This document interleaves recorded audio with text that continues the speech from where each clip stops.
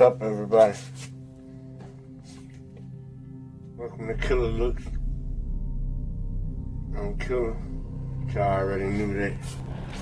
If y'all didn't know, welcome to the channel. Now y'all know I don't like to waste nobody's time.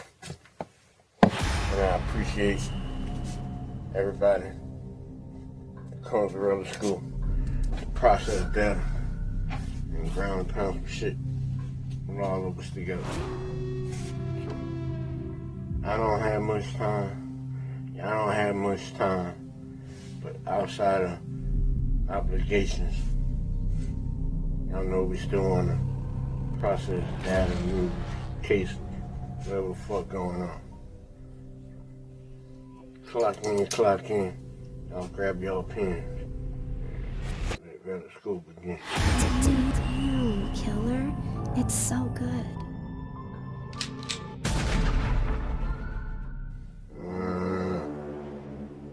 Quadrant chart is like a visual cheat code for breaking down who's involved in a missing persons case and how suspicious they seem.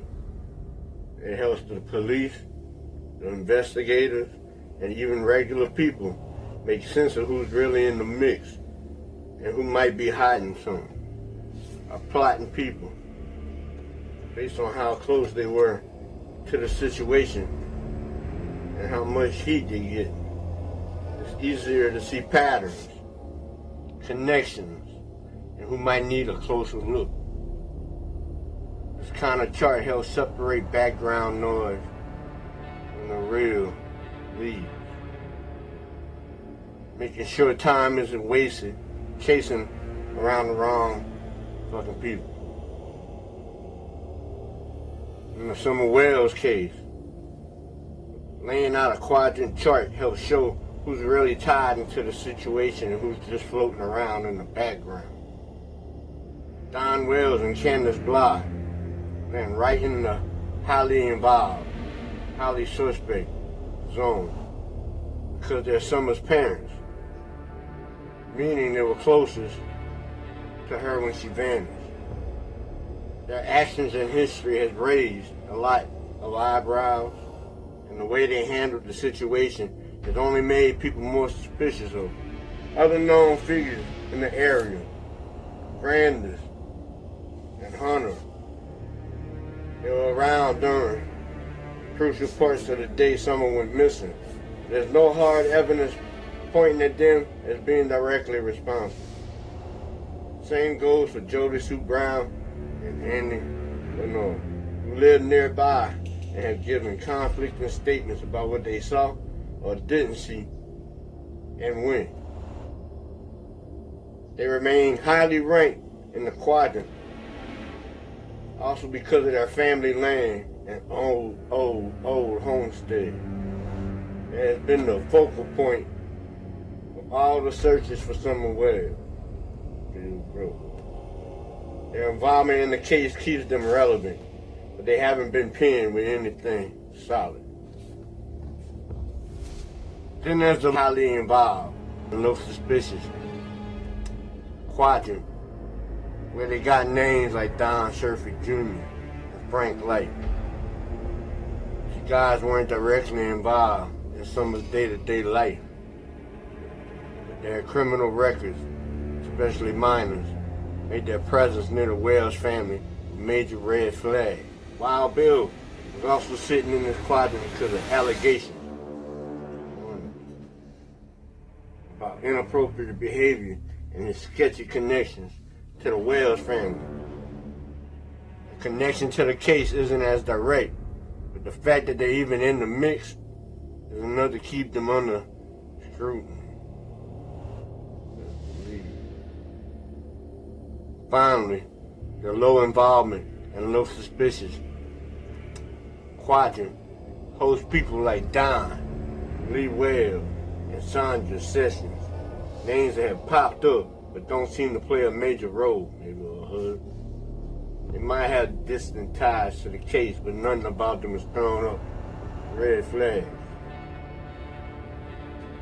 Using a quadrant chart makes it easier to see through the chaos and focus on the people that actually fucking matter, instead of drowning in rumors and just speculation. And we do a lot of everything here, because we're trying to get it done. It helps break down the case,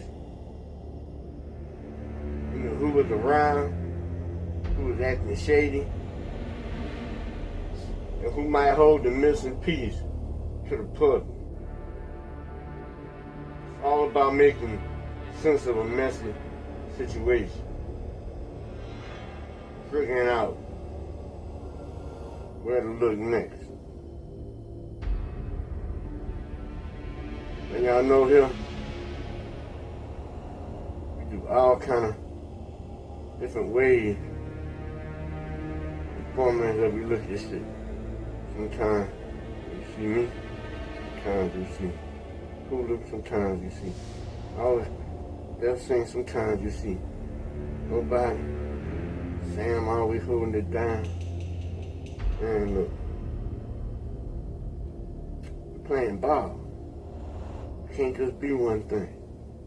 A lot of this shit out here, you know y'all the motherfucking Truman Show.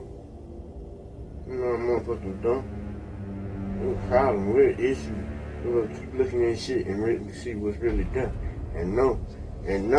A lot of motherfuckers out there trying to put some shit up out, make you see some fucking shit that ain't fucking there, so you just fucking scurry around and don't fuck around and ask no damn questions.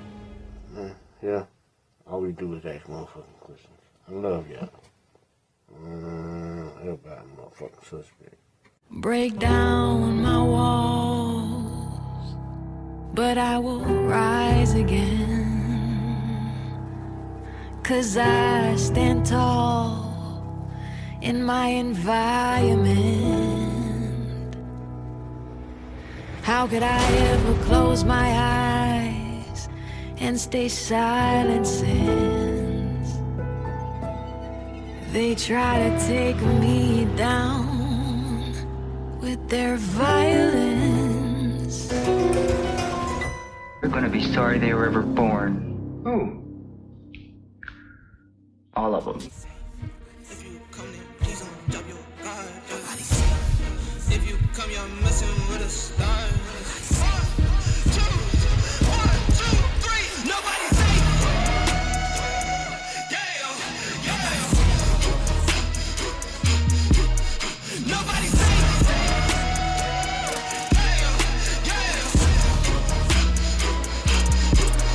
No, I do this for my folks, for my mama and my pops. I don't care if you the cops, anybody could get boxed. If you aiming for my head, then you better take your shot. If you miss, then this fist gon' be cleansing your clock. I don't care